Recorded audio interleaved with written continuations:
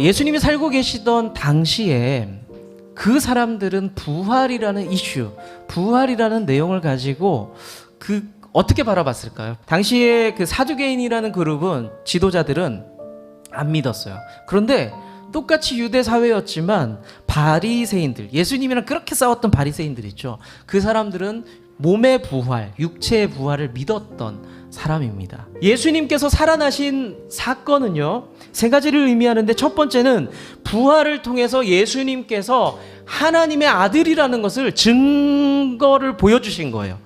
나는 하나님의 아들이야 라는 것을 보여주는 게 첫 번째 부활의 목적, 이유입니다. 두 번째는 뭐냐면 부활을 통해서 죄인된 우리를 의인으로 만들기 위해서입니다. 그냥 제가 만든 말이 아니고요, 성경에 그렇게 기록이 되어 있어요. 우리의 신분을 바꾸기 위해서, 죄인이었는데 의인 만들기 위해서 그분이 살아나셨다라고 되어 있습니다.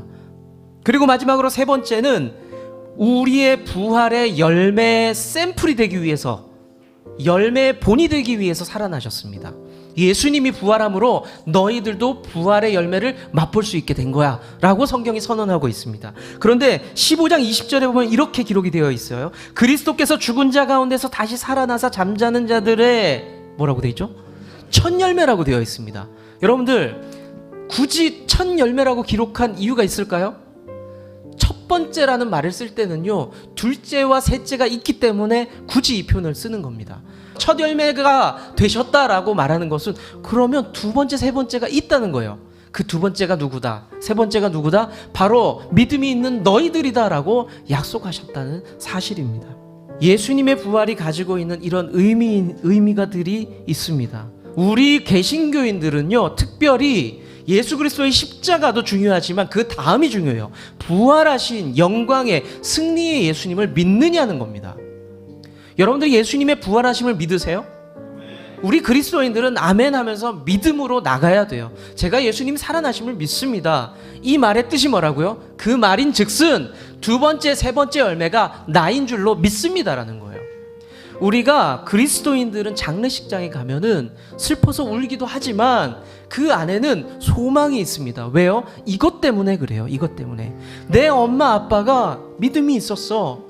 그 엄마 아빠와 하나님 나라에서 내가 부활해서 다시 만날 것을 내가 믿어 라는 그 믿음이 있기 때문에 우리가 잠시 슬프지만 소망을 품는 겁니다. 우리가 나중에 부활해서 있을 곳을 그분이 만들어두기 위해서 내가 이곳에 왔다라고 성경은 기록을 하고 있습니다. 예수님의 부활하심이 우리를 위한 것임을 잊지 말자. 예수님의 십자가의 사건은 누구를 위한 사건이었습니까? 우리를 위한 사건이었어요. 놀랍지 않아요? 그리고 그 다음 이야기도 예수님의 부활하심도 자신의 권위와 권세를 드러내기 위해서, 내가 이런 능력 있는 존재야라는 걸 드러내기 위해서 살아나신 게 아니라 무엇을 위해 살아났다고요? 우리를 위해서 살아나신 것이다 라고 기록하고 있습니다. 내가 살아나야 너희들도 살아나는 거야 라는 것을 알려주고 싶으셨다는 거죠. 사랑하는 성도 여러분, 예수님의 죽으심도 예수님의 부활하심도 우리를 위한 사건이었어요. 근데 우리 일상은 어떻게 살아가요? 무엇을 위해서 살아가고 있습니까? 우리는 여러분들 정죄하려는 마음이 아니고 저나 여러분들이랑 똑같아요. 조금 더 벌려고 열심히 살아가고 있죠. 조금 더 행복하기 위해서 열심히 살아가고 있죠. 조금 더 누리기 위해서 열심히 살아가고 있습니다. 우리가 다시 한번 좀 결단하고 다짐해 보고 싶은 게 뭐냐면, 우리가 조금만 더 주님 사랑하자는 겁니다.